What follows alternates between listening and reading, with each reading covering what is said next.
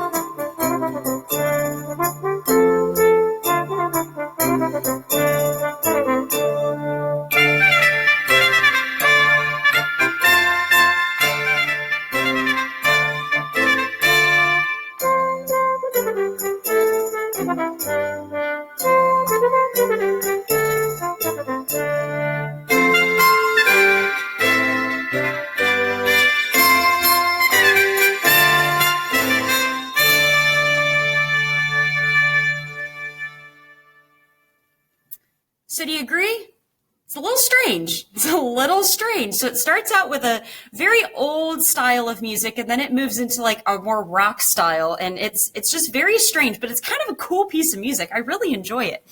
So what were the other two instruments that you heard playing with the brass family? So we know the trumpet, trombone, French horn, and tuba. We know they were playing. What are the other two instruments that were playing? Did you all hear the drums?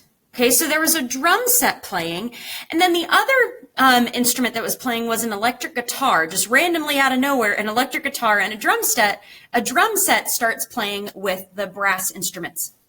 So guys, I know it's a longer piece of music, so we're only going to listen to it one more time, but just a couple things about this piece of music. So first, the first style that the piece begins with is in the Renaissance style. Now, the Renaissance was a style of music from about 700 years ago. So it was really, really old style of music. That's what kind of music people listened to 700 years ago. Now, when I say listen to, they had to have live performances because they didn't have YouTube or, radios or anything like that. So this was the style of music that people performed and listened to 700 years ago. Then in the middle of the piece and out of nowhere, this rock style appears and just kind of, comes out of nowhere.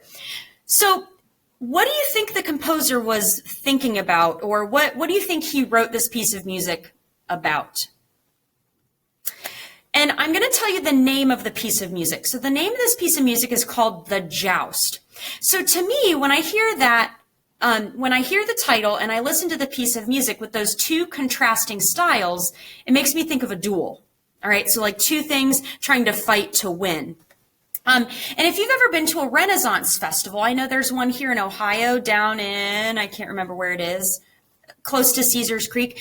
But every year there's a Renaissance festival. And if you've ever been to a Renaissance festival, they usually have jousting at those Renaissance festivals. And what jousting is, if you don't know, is when two people are riding horses towards each other. They both have really long poles that they hold out in front of them. And as they're riding towards each other, they try and hit each other with the poles and knock each other off of their horses. And that's what the composer named this piece of music, the Joust. So it's like rock music is on one horse, the Renaissance music is on one horse, and they're trying to see who's going to win in the long run. So guys, we're going to listen to it one last time. And my question for you is, who wins the joust? Is it the Renaissance or is it rock? Who wins the joust? Okay. And my guess is whoever wins the joust is going to be the one still on the horse at the end of the piece of music. So which one wins? Here we go.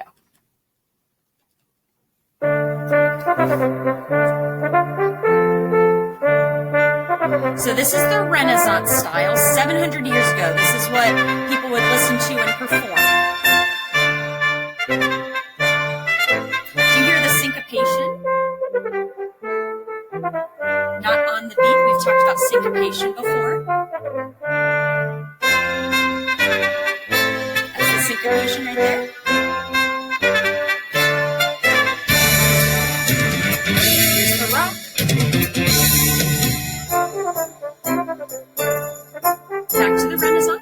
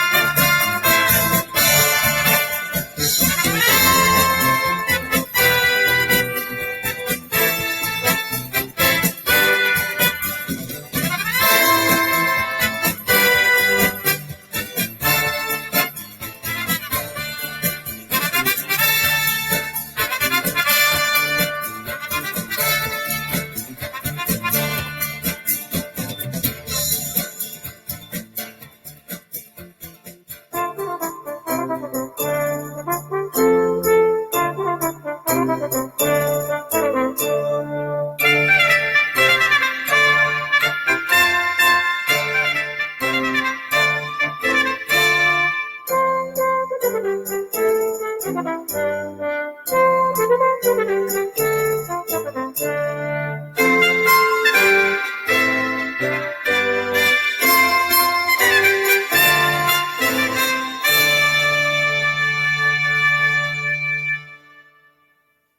right. Who won the joust? So the Renaissance actually won the joust. So it's a very interesting piece of music that this modern composer would write a song or a piece of music about two styles of music and have the really, really old style win. So kind of interesting. Don Gillis is an interesting guy. Well, guys, thanks for listening with me today. I hope you have a wonderful rest of your day. I can't wait to see you guys again soon in person. Goodbye, everyone. Bye, guys. Until next time.